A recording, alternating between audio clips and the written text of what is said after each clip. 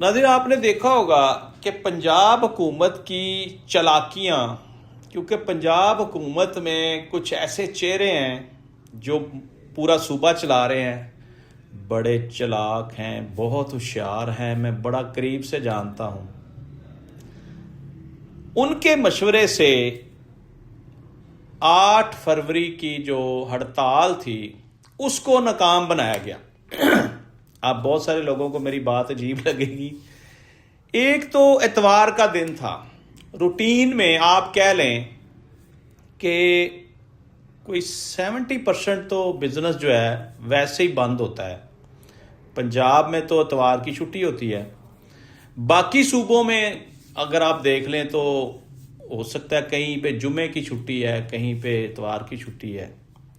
बहरहाल सरकारी छुट्टी पूरे पाकिस्तान में इतवार की होती है, उसको भी साथ अटैच कर लें तो मेरा ज़ाती ये ख्याल है कि तहरीके इंसाफ को इस 8 फरवरी की पहिया जाम शटर डाउन हड़ताल से कोई खातर खा नताइज बरामद नहीं हुए।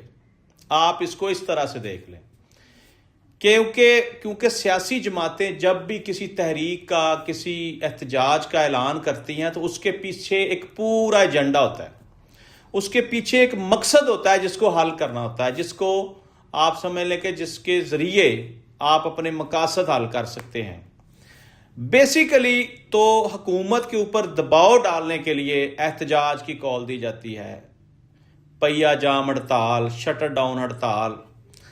लेकिन मुझे ये लग रहा है कि ये पंजाब हुकूमत ने अपनी दानिशमंदी से, अपनी होशियारी चालाकी से पूरे पाकिस्तान के लोगों को लाहौर की तरफ डाइवर्ट कर दिया।